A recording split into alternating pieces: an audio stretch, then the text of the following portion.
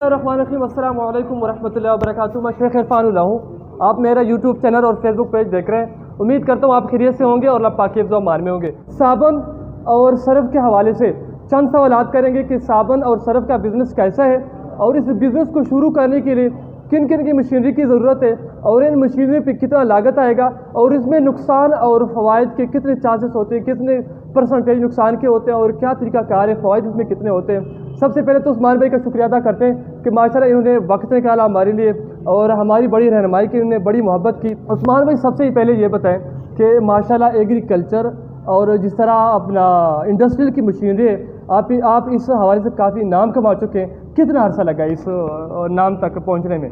जी, ये थोड़े से अरसे में अल्हम्दुलिल्लाह हम पाकिस्तान भर में मुतारिफ हो चुके हैं। तकरीबन 1 जनवरी 2019 से हम स्टार्ट हैं। यूँ कह सकते हैं कि अभी हमें 4 साल हुए हैं इस फील्ड में, लेकिन अल्हम्दुलिल्लाह 4 साल में ही हमारी जो वर्कशॉप्स हैं अलग से हैं, शोरूम अलग से हैं, तो अल्हम्दुलिल्लाह काफ़ी नाम जो है हम कमा चुके हैं माशाल्लाह। साबुन और सर्फ़ के हवाले से चंद सवालात इनसे करते हैं। उस्मान भाई ये बताएं कि अगर मेरी तरह एक नया आदमी सर्फ़ का बिज़नेस करना चाहता है, सर्फ़ का कारोबार करना चाहता है, तो कितने पैसों से ये काम शुरू हो सकता है और उनमें कितनी अपना मशीनरी की ज़रूरत होती है और क्या इसका तरीका कार, थोड़ा सादा और मुख्तसर लफ्ज़ों में हमें बता दीजिएगा। अगर मशीनरी की बात की जाए तो तकरीबन 5 से 7 लाख रुपए में मशीनरी वगैरह लग जाती है इसकी, छोटे लेवल की। हाँ जी। और इसको चलाने के लिए मैं यही रिकमेंड करता हूँ कि जितने पैसे आप मशीनरी पे लगा रहे हैं कम से कम उतने आपकी पॉकेट में होने चाहिए उसे चलाने के लिए। मटेरियल की भी उतना होना चाहिए। हाँ जी, यानी अगर 7.5 लाख रुपए का सेटअप खरीद रहे हैं तो तकरीबन 7.5 लाख रुपया आपकी पॉकेट में होना चाहिए। अच्छा उस्मान भाई, एक सवाल हर बंदे के जहन में आते हैं हमेशा, बड़े यूट्यूबरों से भी मेरा इस बात पे गिला है कि फ़ायदे के बारे में हम सोचते हैं लेकिन हम नुकसान की बात कभी नहीं करते। नुकसान के हवाले से क्या करें? सर्फ़ का बिज़नेस को कैसे आप देख रहे हैं मुस्तकबिल में, इसकी हाल में क्या पोजीशन है, अब कैसे देखते हैं इसको? यार ये दोनों चीज़ें जो है ना, सर्फ़ और साबुन, ये बहुत कॉमन चीज़ें हैं। हर मार्केट में, हर जगह पे, हर गांव में, हर शहर में इनकी ज़रूरत है। डिमांड तो ये ख़त्म हो नहीं सकती। यूँ कह सकते हैं कि ये अरबों का कारोबार है। इसमें से आपने लाखों के हिसाब से जितनी आपने कोशिश करनी है उतना आपको हिसाब मिलना है। मन जद्दा हो जाता है कि जिसने कोशिश की उसने पा लिया। तो अब ये तो हो नहीं सकता कि आप कोशिश भी करें और आपको हिस्सा ना मिले। काम तो आपका चलना ही चलना है, मिलना ही मिलना है। लेकिन जो नुकसान के ऑप्शन होते हैं वो इस तरह हो जाते हैं कि जो लोग एक्सपर्ट नहीं होते, अभी उन्हें तजर्बा नहीं होता, जब वो मार्केट में उतरते हैं तो कोई भी बिजनेस जो है उसके बारे में जो पंजाबी का मुहावरा है वो ये है कि पहला हट्टी फिर चट्टी ते फिर खट्टी। यानी जब आपने दुकान डालनी है, सबसे पहले आप दुकान डालेंगे, उसके बाद आपका नुकसान है, नुकसान के बाद आपका प्रॉफिट वाला स्टेप जो है वो शुरू होता है। अब जो नया बंदा है जब वो बिजनेस में आता है, जब पहला स्टेप तो उसने शुरू कर लिया कि उसने पहला स्टेप लिया, दुकान शुरू कर ली, काम शुरू कर लिया। अब दूसरा स्टेप जो आता है चट्टी वाला, यानी जब उसको नुकसान पड़ना शुरू होता है तो फिर वो घबरा जाता है और पीछे हट जाता है। जबकि ये नुकसान जो है ये दर हकीकत उसकी कामयाबी के कुछ स्टेप्स होते हैं। यानी ये नुकसान उठा के, जैसे बल्ब बनाने वाले ने कहा था, जब उसे कहा गया कि तू 999 दफ़ा जो है नाकाम हो चुका है और अभी भी लगा हुआ है, उसने कहा 999 दफ़ा मैं नाकाम नहीं हुआ, बल्कि मुझे 999 ऐसे तरीके मालूम हो गए हैं कि जिनके जरिए कामयाब नहीं हुआ जाता। तो अब मैं ऐसा तरीका अपनाऊंगा कि जिसके जरिए मुझे कामयाबी मिल सकती है। तो ये जो नुकसान हो रहे होते हैं शुरू में, कोई भी बिजनेस है, इवन कि मैं मशीनरी के बिजनेस में मुझे 24 लाख रुपए का टिक्का लगा हुआ है, हमें नुकसान किया हमने तो। लेकिन ये है कि वो स्टार्टिंग में जो नुकसान थे, जो ठोकरें थी, वो बहुत कुछ सिखा दी। हमने रूल बनाए, मैकेनिज्म बनाया, तो उस ठोकरों की वजह से हम संभल गए। अगर हम वो ठोकरें देखते हुए पीछे हट जाएं तो फिर भी हमारा नुकसान है, फिर ज्यादा नुकसान हो जाता है। और पंजाबी में ये भी कहा जाता है कि आलूआं दा घाटा आलू ही पूरा कर देने, यानी जिस चीज में आपको नुकसान हुआ है फायदा भी आपको उसी में से फायदा मिलेगा। ठोकरें खा के पीछे नहीं हटना, बल्कि बेहतर यह है कि आप अगर उस नुकसान से बचना चाहते हैं तो किसी ऐसे बंदे के साथ जुड़ जाएं जो ऑलरेडी बिजनेस कर रहा है, जो काम कर रहा है, उससे बहुत सारी ठोकरें जो आपने खानी थी वो बच जाएंगे आप। जबरदस्त। अच्छा उस्मान भाई, सादा लफ्जों में अगर मैं बता दूं कि 10 से 12 लाख में सर्फ का काम आप शुरू कर सकते हैं विद मशीनरी मटेरियल सारी चीजों समेत, तो मेरे ख्याल में मुनासिब होगा।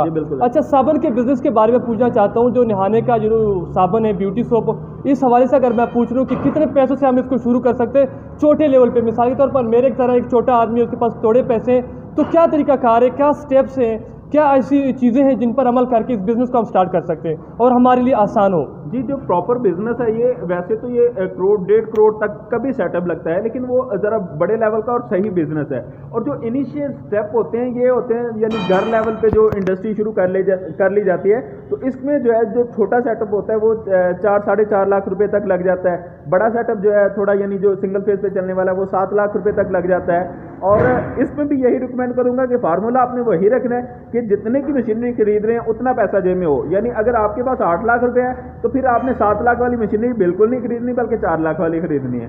अगर आपके पास 15 लाख रुपए है तो फिर आपने 6-7 लाख रुपए वाली मशीनरी खरीदनी है। इस फार्मूले को जेब में रखना है तो इंशाल्लाह बच जाएंगे। वरना क्योंकि हम सिर्फ ज़ाहिरी अपनी कैलकुलेशन निकालते हैं कि यार इतने की मशीनें आई, लाख रुपए हमने वापस बैग पे रख लिया उसका मटेरियल लाने के लिए, तो कुछ कोई भी बिजनेस है उनमें कुछ अनएक्सपेक्टेड अखराजात होते हैं, यानी वो अखराजात जो हमारे रिटर्न में नहीं आते, जो हमारे हिसाब किताब में नहीं आते। जब हम बिजनेस में उतरते हैं फिर हमें पता चलता है कि यार इसमें यहाँ पे भी पैसे लगने हैं, इसमें ये नुकसान भी हो गए शुरू में, इसको भी हैंडल करना है। तो उस सूरत में आपके पास बैकअप इतना होना चाहिए कि आप उसे कवर कर सके, उसे लेके चल सके। अच्छा उस्मान भाई, एक बात अपने यूट्यूब अपने देखने वाले और सुनने वालों को हमेशा मैं कहते और समझाते आ रहा हूँ, शायद हो सकता है आपको बुरी लगे, गलत हो, या किसी को भी बुरी या गलत लगे। मैं हमेशा ये कहता हूँ कि कोई भी काम आप करना चाहते हैं, फ़र्ज़ करें सर्फ का या साबुन का, तो कम से कम उसमें थोड़ी सी मार्केटिंग सीख लें, थोड़ा सा 10-15 किलो लेके बेचना उसको सीख लें।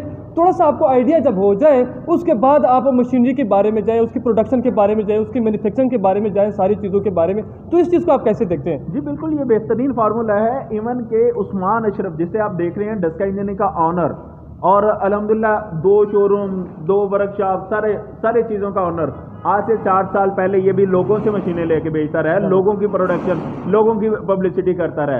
तो अगर उस्मान अशरफ इस तरह के स्टेप लेके आगे बढ़ सकता है तो आप क्यों नहीं? तो आप भी हिम्मत कीजिए, लोगों का माल खरीदिए, लोगों को ही बेचिए।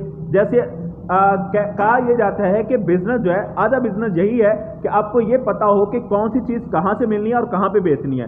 ये आप सीख गए तो यही आपका आधा बिजनेस है। यानी सस्ती मिल रही है जहाँ से, वो खरीदो, दूसरी जगह पे बेचो, बिजनेस आपका शुरू हो गया इससे। लेकिन यह है कि वक्त के साथ साथ इंप्रूवमेंट आती जाएगी, मशीनरी भी लग जाएगी, सेटअप भी लग जाएंगे, डाइयाँ भी अपनी बन जाएंगी, रैपर भी अपना बन जाएगा, कोई भी चीज़।